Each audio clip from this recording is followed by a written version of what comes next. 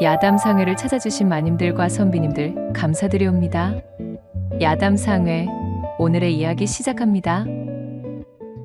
옛날 옛적 안동에 사는 맹필이라는 선비가 있었습니다.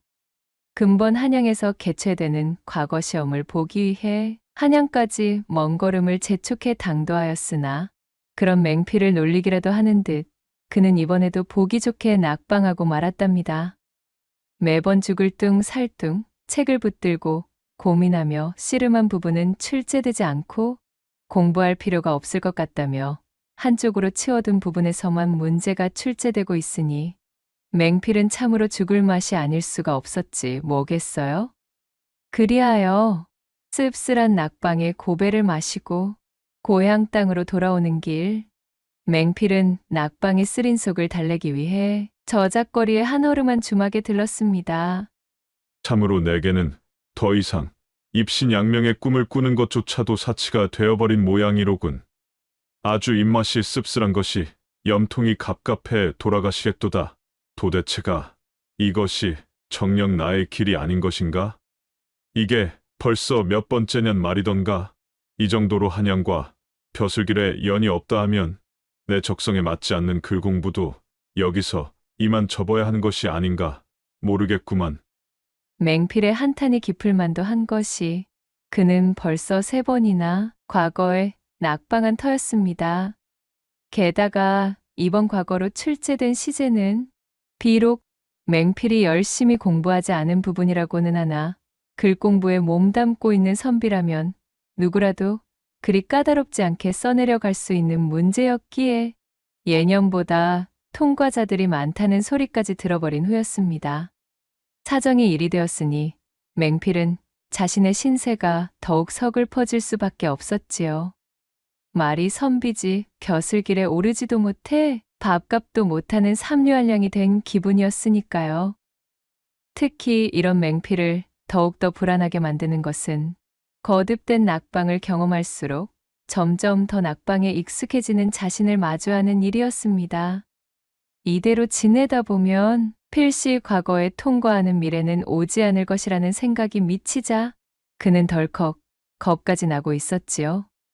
맹필은 깊은 한숨을 푹푹 쉬며 복잡해진 머리를 싸매고 주모를 호출했습니다. 보시오 주모, 여기 국밥 하나 내어주시구려. 오마나 선비님, 그 훤칠하신 낯에 그늘이 그득하신 것이 한양 바닥 걱정이란 걱정은 죄 무하다가 선비님께서 다 싸질머지신 얼굴이십니다 그려. 당최 어인연유로 그리 빛 좋은 얼굴에 어두컴컴 수심이 가득한 게랍니까요? 주모의 농을 받아치지도 못할 만큼 아주 고된 근심이 가득하여 그러하오. 유생의 길을 걸으며 선비로서 과연 내가 가야 하는 길이 이 길이 맞는지 내 오늘 찬찬히 한번 따져봐야 한다는 말씀이지. 그러니 국밥이랑 탁배기도 좀 곁들여 내오시오. 맹필의 반듯한 이목구비를 보고 콧구멍을 실룩이며 끈적대던 주모는 입술을 삐죽이고는 부엌으로 들어가 버렸고 이내 국밥과 탁배기상을 솜씨 좋게 내왔지요. 맹필은 시름을 잊고자 고개를 떨구고 주모가 내온 국밥과 탁배기를 입안에 털어넣기 시작했습니다. 그런데 바로 그때였답니다. 행색이 비루하여 꾀죄죄한 거짓골의 한 사내가 주막 입구에서 서성거리더니 맹필과 눈이 마주쳤지요. 맹필이 아무리 뜯어보아도 분명 정상은 아닌 것으로 보이던 사내는 특히 그 어디를 향하고 있는지 도통 알 수 없는 눈동자가 백미였습니다. 그것을 마주하자마자 간담이 서늘해진 맹필은 얼른 사내를 흘끔거리던 시선을 거두고 국밥을 먹는 것에 열중했답니다. 그러나 사내는 이미 목표를 정했다는 듯 주막 안으로 천천히 들어서고 있었습니다. 으잉, 헛주, 아니 이게 누구야? 어디서 익숙한 고약하기 짝이 없는 악취가 풍긴다 허였더만.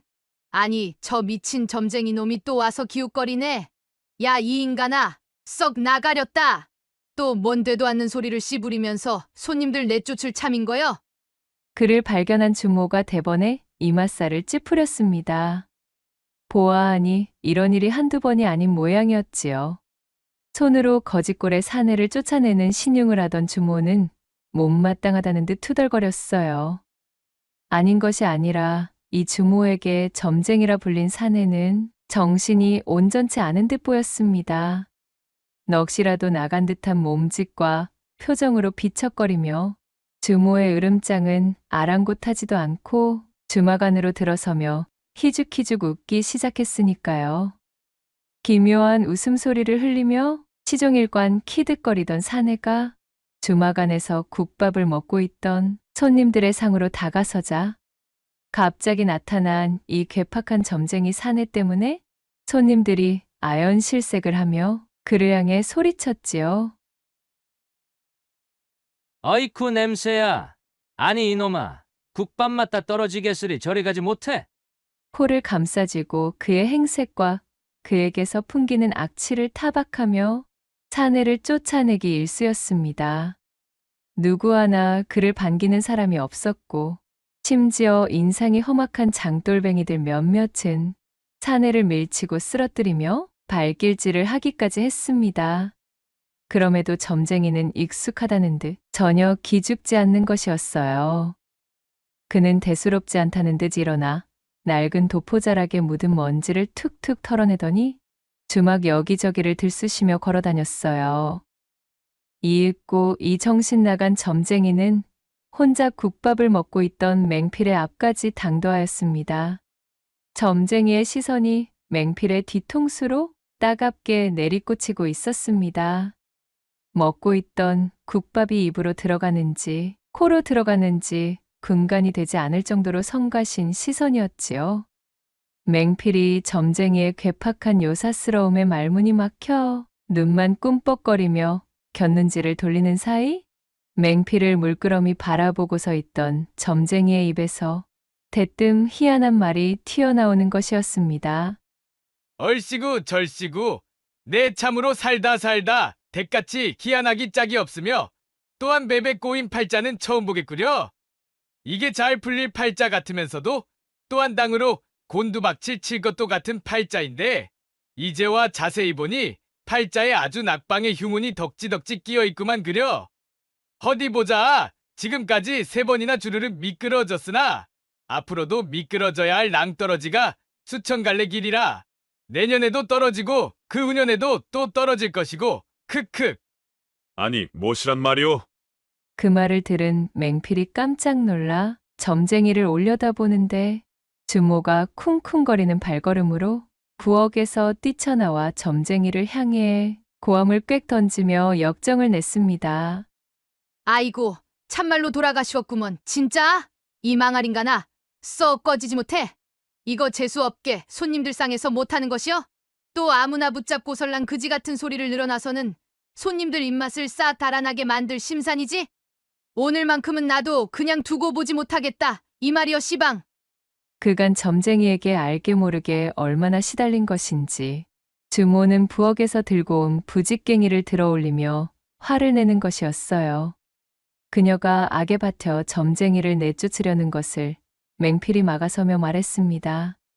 자, 주모, 진정하고 내 입은 밥값을 낼 터이니 국밥이나 하나 더 말아다 주시오. 예, 아니 선비님요. 이치에게 밥을 사다니요.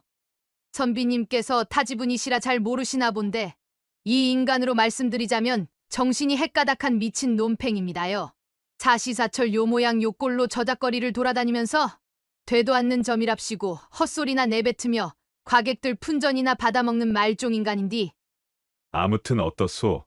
차어서 국밥이나 한 그릇 내오시구랴. 자자 탁배기도 한 오리병 더 내와 주시고. 이해할 수 없다는 얼굴을 한 주모를 부엌으로 쫓아버린 맹필은 점쟁이를 자신의 자리 옆에 앉히며 물었습니다. 아니, 이보시오. 거 참으로 신통하기 그지없는 양반이시오 그래.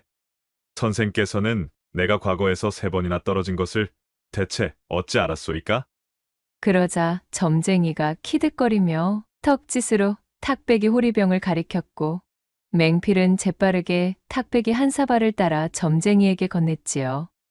기세 좋게 한 사발을 비워낸 점쟁이가 턱을 쓸며 대답했습니다. 아, 어찌 알긴? 당신 이마에 대문짝만하게 쓰여 있는데 그것도 못 짚으면 점쟁이 노릇 때려쳐야지. 그럴 리가 없다는 것을 알면서도 맹필은 자신도 모르게 제 이마에 글씨가 써져 있는 양 손을 들어 올려 만져보았습니다.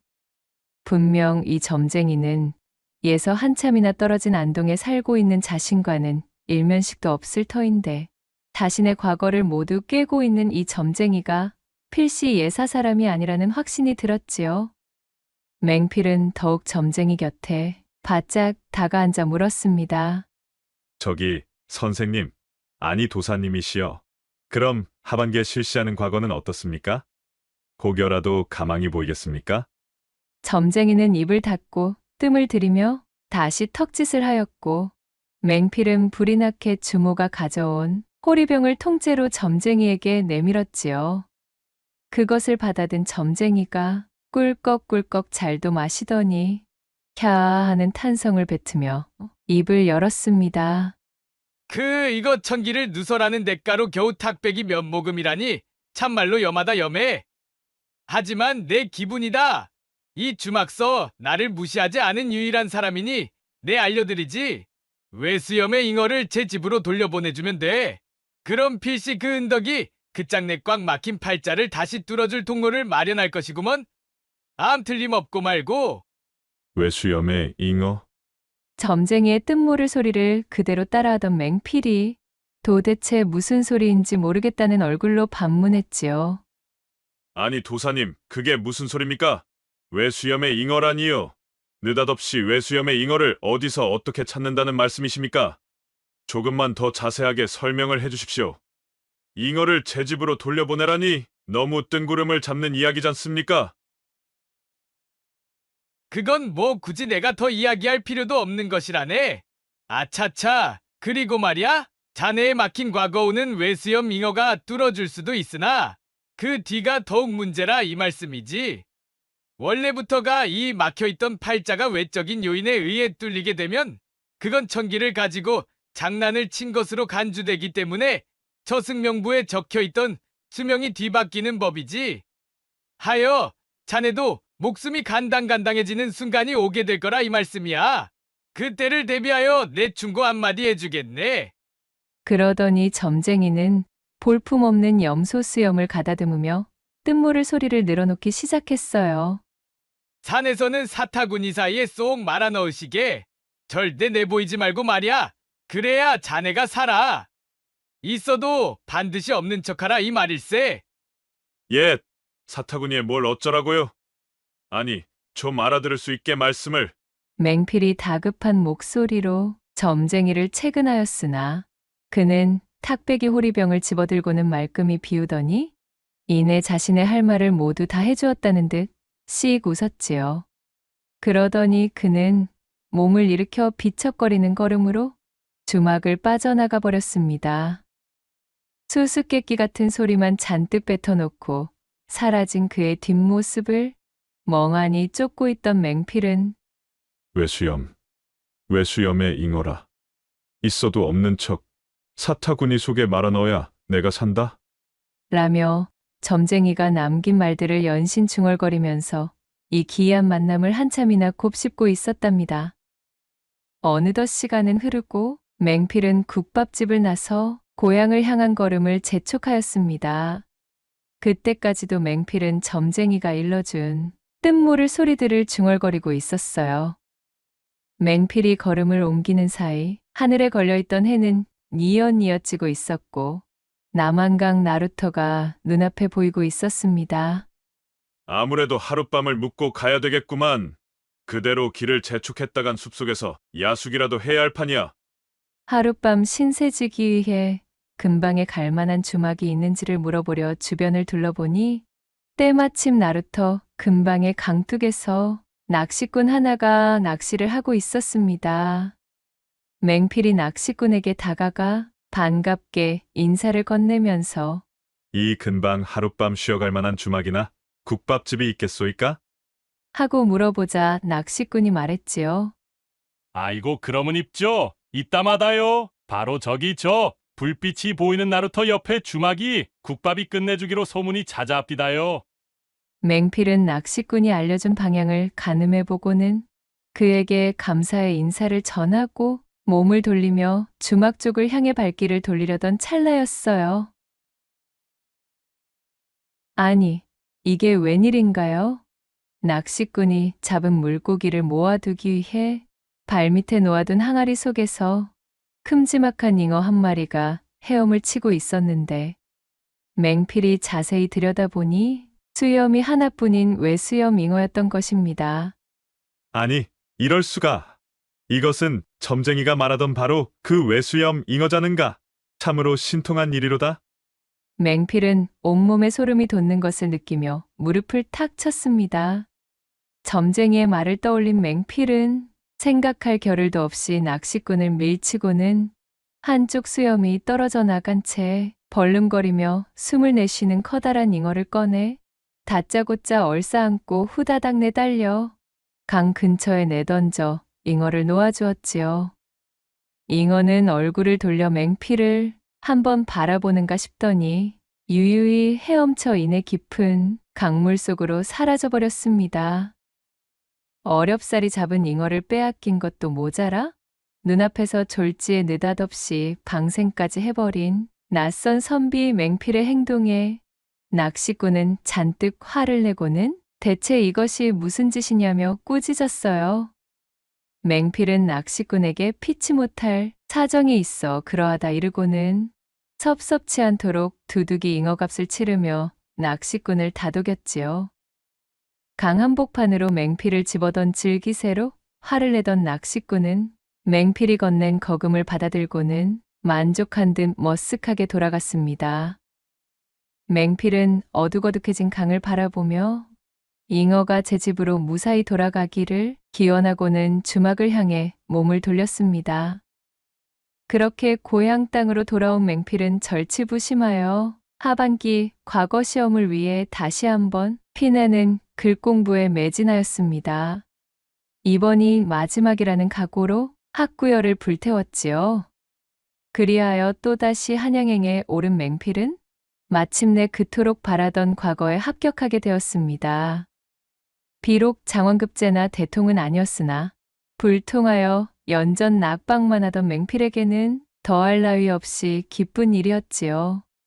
그 점쟁이의 용한 기운 덕분에 내 드디어 뜻을 펼치게 되었구나. 점쟁이의 귀띔대로 영물과도 같은 외수염 잉어를 무사히 방생하여 벼슬길이 열렸다 생각했던 맹필은 늦게나마 시작될 벼슬길에 잔뜩 기분이 좋아졌습니다. 얼른 고향으로 돌아가 이 경사스러운 소식을 알리고 싶었지요. 그런 탓에 여정에 대한 꼼꼼한 시간셈을 하지 않은 까닭이었을까요? 맹필이 기쁨을 이기지 못해 서둘러 길을 재촉하는 바람에 고향으로 향하는 고갯길이 금세 어둑어둑해지고 말았습니다. 벌써 산세 깊은 곳까지 들어와 버렸으니 후회한들 이미 늦었지요. 주변의 산세를 보니 이대로 어둠을 뚫으며 나아갔다가는 호환을 당하기 십상이었어요. 몹시 두려워진 맹필은 옷깃을 추스리며 부지런히 발걸음을 놀렸습니다. 고갯길 근방을 더 오르면 주막이라도 나오겠거니 싶었으니까요. 이거 과거에 통과했다고 너무 들떠서는 평소답지 않은 실수를 하고 말았구만. 날이 더 어두워지면 한 치 앞도 구분하기 힘들 터인데. 맹필이 잔뜩 곤혹스러운 얼굴이 되었습니다.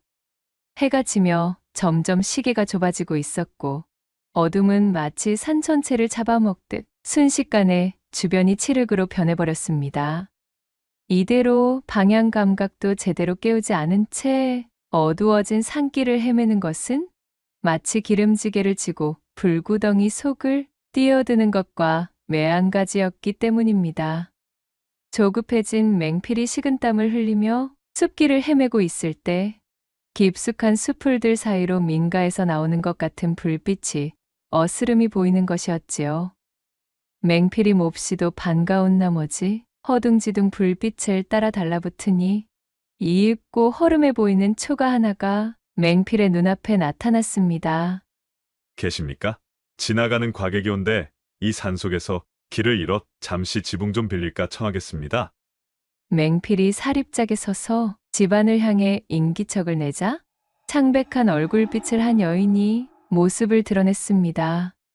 얼굴에 핏기라고는 보이지 않는 가냘프고도 서늘한 첫인상의 여인이었지요. 그녀의 신비한 요기에 맹필은 침을 꿀꺽 삼켰으나 이윽고 가까이 다가선 여인의 얼굴을 살펴보니 뱀을 닮은 듯한 요사스러움 너머로 사람을 홀리는 듯한 색향을 뿜어대고 있었기에 맹필은 그만 넋을 잃고 여인을 쳐다보고 있었습니다. 그때 어딘가 몹시 괴이한 평범한 사람의 것이 아닌 억양으로 여인이 말했지요. 어머나, 이 외딴 산길에서 길을 잃으셨다고요. 그거 참으로 잘 아니, 곤욕을 치르셨겠습니다. 이곳은 지나가는 인적이 드문 데다가 또한 인가라고는 저희 집뿐인 곳입니다. 때때로 산세의 기이한 기운에 이끌려 이곳까지 당도하여 길을 잃는 나그네 분들이 계시지요. 선비님도 그런 분들 중 하나신 듯합니다. 자, 무심결에 이야기가 길어졌습니다. 어서 안으로 드시지요. 여인의 음성은 감정이 느껴지지 않는 고요하면서도 생경한 어투였기에 맹필은 잔뜩 긴장을 하고는 여인의 안내를 받아 집 안으로 들어섰습니다. 이윽고 여인은 방 하나를 내어주고는 말했습니다. 사정이 있어 저 홀로 지내는 거처이오니 부담은 느끼지 않으셔도 됩니다. 그럼 푹 쉬시지요. 고개를 숙이며 맹필에게 인사한 여인은 이내 사라져버렸고 맹필은 알 수 없이 이끌리는 춘심에 심장이 두근거리고 있었습니다. 누가 봐도 그는 이 여인의 요기에 홀딱 빠져버린 듯 보였어요. 평소답지 않게 호흡이 가빠지고 어딘지 모르게 조급해지는 것이 뭔가 대단히 잘못되고 있는 기분이었습니다. 사정이 있어 홀로 지내고 있으니 부담을 느끼지 말아달라? 하면 이것은 반대로 이야기하면 홀로 지내고 있기에 누구 하나 간섭할 리가 없으니 내 뜻대로 행하여도 눈을 감아주겠다는 소리가 아니던가? 그것이 아니라면 어찌 저 여인이 구구절절 자신이 혼자 지내는 중이며 또한 인적이 드물다는 말까지도 친절히 설명했다는 말인가? 이는 필시 저 여인도 내게 원하는 바가 있기 때문이 아니겠는가 말이야. 맹필은 여인의 말 한마디 한마디에 의미를 부여하며 걷잡을 수 없이 뛰는 심장을 부여잡고 흥분을 감추지 못했어요. 빼어난 색향을 풀풀 풍기고 있는 저 기묘한 분위기의 여인이 마치 자신을 향해 거부할 수 없는 유혹의 신호를 보내고 있는 것만 같았습니다. 평소의 맹필이라면 결단코 그럴 리가 없었겠으나 지금의 맹필은 어딘가 단단히 홀리기라도 한 듯 이성적인 생각을 전혀 할 수가 없는 상태였지요. 결국 맹필은 자리를 박차고 일어나 여인이 기거하는 방으로 무작정 찾아 들어갔습니다. 어머, 무슨 일로 제 방까지 찾아오셨습니까? 혹여 어디 불편하신 것이라도 있으신지요? 아, 그러니까 그것이 다름이 아니라 기세 좋게 들이닥쳤으나 생각해보니 만난 지 얼마 되지도 않은 사이에 첫눈에 춘심을 느꼈다는 말을 꺼내기도 민망했고 그렇다고 더 좋은 핑계도 떠오르지 않았던 맹필이 어리바리되는 사이 여인은 맹필의 두 눈을 뚫어지게 바라보고 있었습니다. 참으로 기이하고도 묘한 매력을 가진 눈이었어요. 여인은 한술 더 떠 의미를 알 수 없는 오묘한 미소까지 흘리기 시작했습니다. 그 모습을 보고 맹필은 저 여인도 자신에게 분명 마음이 있음을 확신했어요. 뜨거운 시간을 보낼 수도 있겠다는 생각에 이게 웬 떡이냐며 쾌재를 부르려던 맹필이 그녀 쪽으로 한 걸음 더 다가서려는 찰나였지요. 헌데 그녀의 방 뒤편 병풍에서 뭔가 알 수 없는 소리가 들려오는 것이었습니다. 그것은 어딘가 상당히 몸 상태가 좋지 않은 듯한 사내가 낮게 신음을 흘리는 소리와도 닮아 있었습니다. 그리고 그것은 자연스레 들을 수 있는 소리와는 거리가 멀었고 마치 누군가에게 도움을 요청하는 듯 애타는 목소리였지요. 잔뜩 홀려있던 맹필의 뒷덜미에 소름이 확 끼쳤습니다. 분명 맹필의 귀에 똑똑히 들리고 있는 소리였음에도 여인은 마치 그것은 맹필이 환청을 듣는 것이라는 듯 이곳에는 아무런 소리도 들리지 않는다는 듯 아무런 걱정도 할 것 없다는 투로 보내고 있는 여인의 자기적인 시선 때문이었지요. 여인은 평온을 가장한 이질적인 표정으로 시치미를 떼며 맹필이 다가오기만을 기다리는 모양새였습니다. 거미가 먹잇감을 노리며 거미줄 한가운데 앉아 그 기다랗고 매혹적인 다리를 쫙 펼쳐 고관을 드러내놓고 있듯이 말입니다. 순간 퍼뜩 정신이 든 맹필은 제 이마에 흐르는 식은땀을 훔치며 여인에게 말했어요. 아닙니다. 그저 낭패를 볼 뻔했던 저를 도와주셔서 참으로 감사하다는 말을 거듭 전하려 들렀던 것이오니 이만 편히 쉬십시오. 저는 건너가 보겠습니다. 그리고는 허겁지겁 여인이 자신에게 내어준 방으로 돌아온 맹필은 제 두 뺨을 사정없이 때리며 정신을 차리려 애쓰기 시작했지요. 이윽고 얼추 제정신으로 돌아온 그가 제 얼굴을 단단히 붙들고는 중얼거렸습니다. 내 비록 신중치 못하여 별 수 없이 예까지 흘러들어 하마터면 저 여인과 경을 칠 뻔까지 하였으나 여인의 미색과 요기로 보건대 이곳은 필시 산자가 머물 만한 공간은 아닌 것 같구나. 방금만 하더라도 평상시에 나였다면 초면에 여인이 홀로 기거하는 방으로 불쑥 들어간다는 것은 상상조차 할 수 없는 일이지 않은가.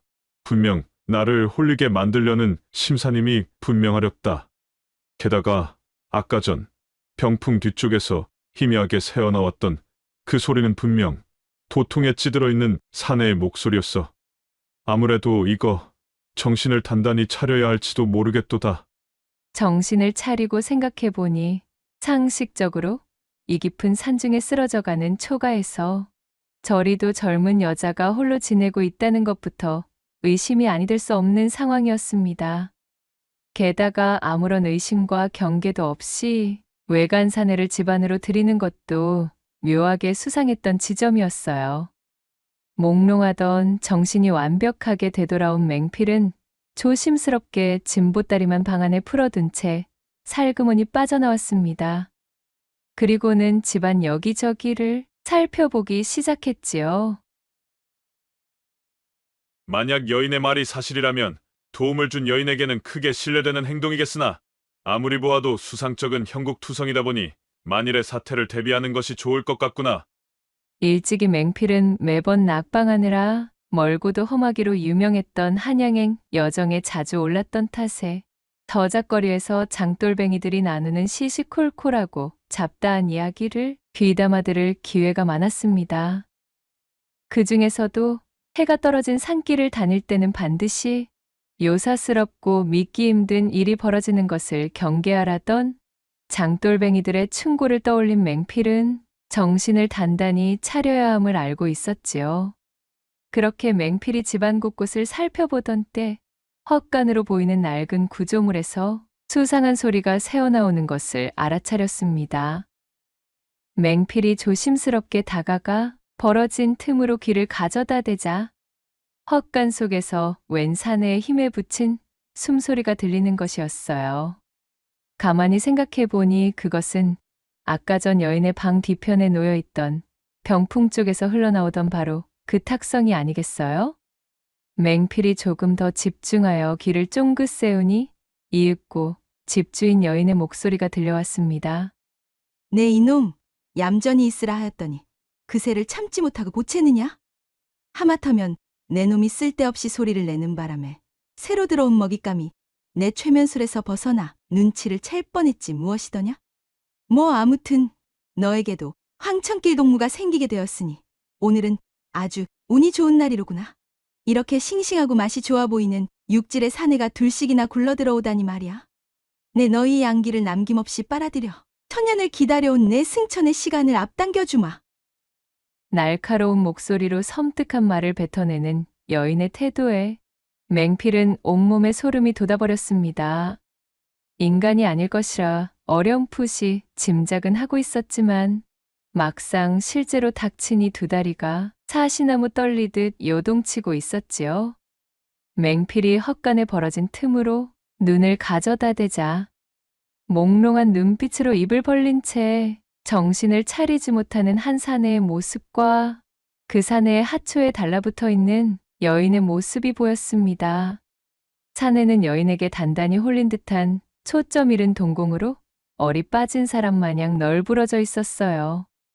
여인은 싱긋 웃으며 사내 위에 올라가 둔부를 끼워 맞추더니 그야말로 천지가 요동할 정도의 괴이한 움직임으로 사내를 타기 시작했습니다. 분명 맹필의 눈에 보이는 여인의 요분질 속도는 신속에 견줄 만큼 빠르고 격렬했지만 을에 생겨야 할 진동이나 소음이 전혀 나지 않는 기묘한 우느지정이었지요. 여인의 몸이 세차게 들썩거릴수록 아래에 깔려있던 사내는 점점 피부가 쪼그라들며 빠르게 말라붙기 시작했어요. 몸 안의 수분이란 수분은 죄 빨려나가는 듯 했지요. 그렇게 한참 동안이나 여인은 제 입맛대로 사내를 요리조리 가지고 놀고는 이미 숨이 멎은 것으로 보이는 사내를 내려다보며 혀로 입술을 핥고는 씩 웃었습니다. 그럭저럭이로구나. 잔뜩 기대한 것 치고는 그닥 맛이 각별하지는 않군. 내가 승천할 수 있는 영양분이 되었음을 감사하도록 하거라. 인간의 사내여. 반주검 상태의 사내를 내려다보며 말을 마친 여인은 마치 사마귀가 먹이를 붙잡고 체액을 빨아먹듯 사내의 하초에 주둥이를 가져다 대고는 단단히 달라붙어 요란한 입소리를 내며 흡입하고 있었고 공기가 빨려 들어가는 소리와 함께 여인에게 붙잡혀 있던 사내는 점점 더 말라 비틀어져서는 이내 번데기처럼 괴이하게 변하고 말았지요. 여인이 중얼거린 대로 사내의 양기를 남김없이 취하여 그것을 먹이로 삼는 듯 보였습니다. 눈으로 보고도 믿을 수 없는 광경을 목격한 맹필이 뒷걸음질을 치다 엉덩방아를 찌으며 비명을 내질렀습니다.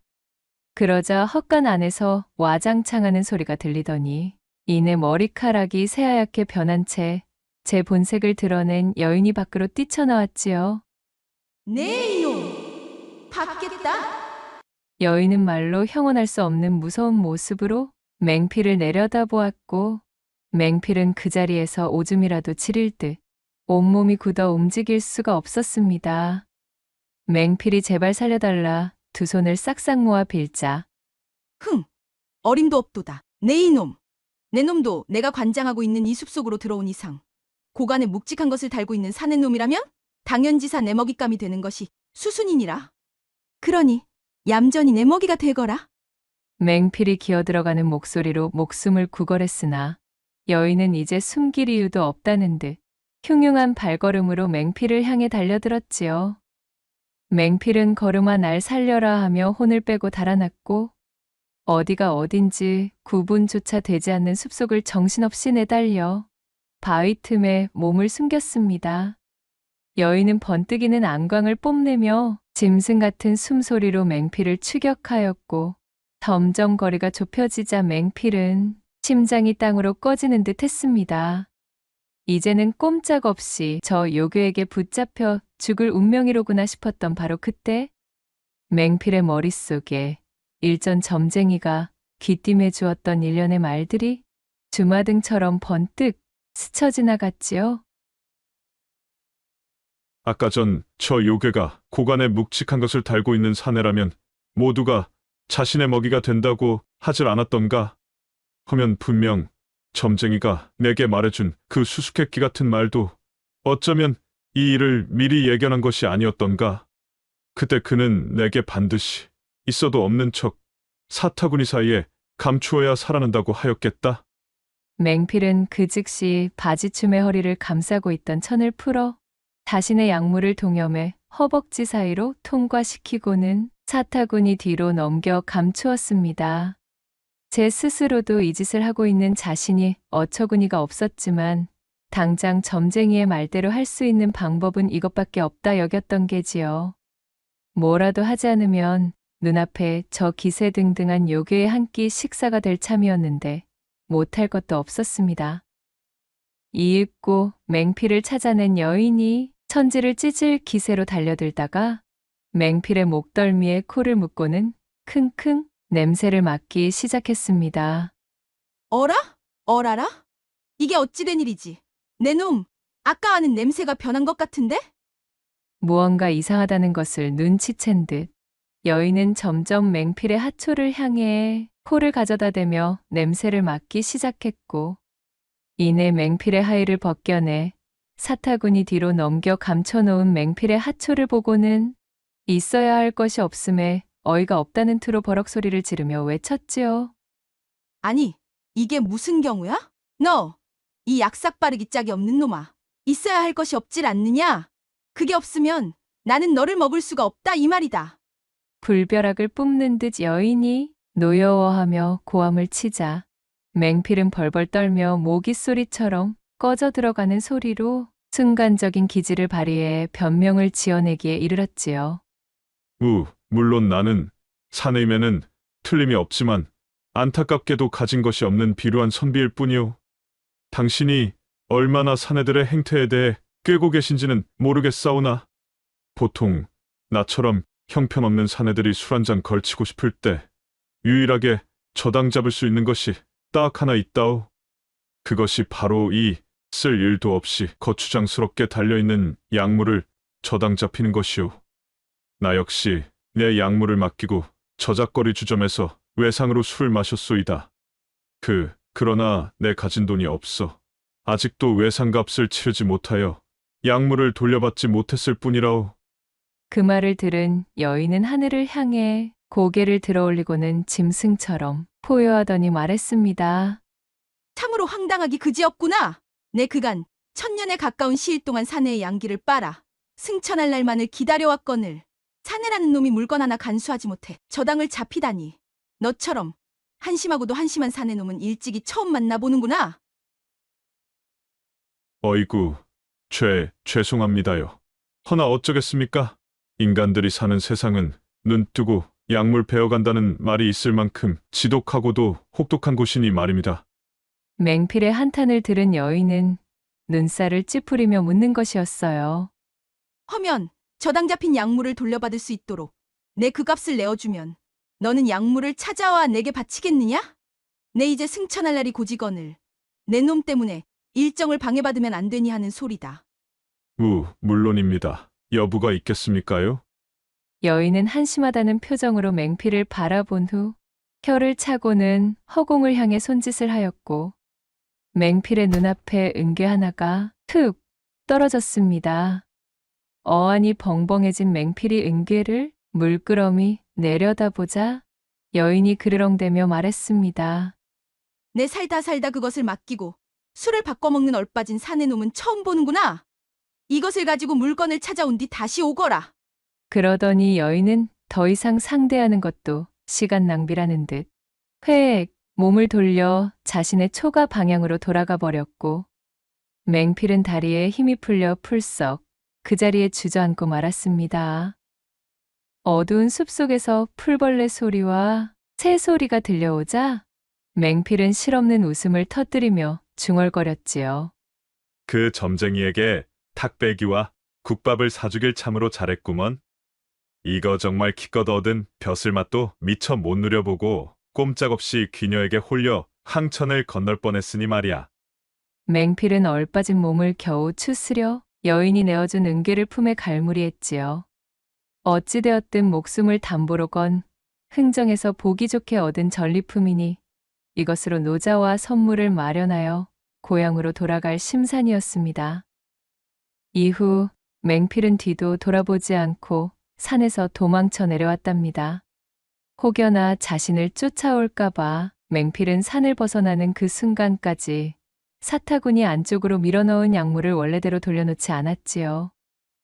그 후로 고향으로 돌아간 맹필은 다시는 그 일대를 얼씬조차 하지 않았으며 또한 그때의 경험을 바탕으로 맹필은 벼슬에 오른 뒤에도 아무리 외견이 형편없고 허름한 차림인 사람들이라 할지라도 무시하지 않았고 자신에게 천기를 알려주었던 점쟁이를 대하듯이 그들의 말을 귀담아 듣고 경청하는 관리가 되어 주변의 신임을 받아 꽤나 높은 품계까지 오를 수 있었다는 후문이 옵니다. 낭독해드린 이야기가 마음에 드셨다면 구독과 좋아요, 댓글로 야담상회를 응원해 주셔요. 늘 잊지 않고 야담상회를 찾아주시는 마님과 선비님들 시청해 주셔서 참으로 감사하옵니다.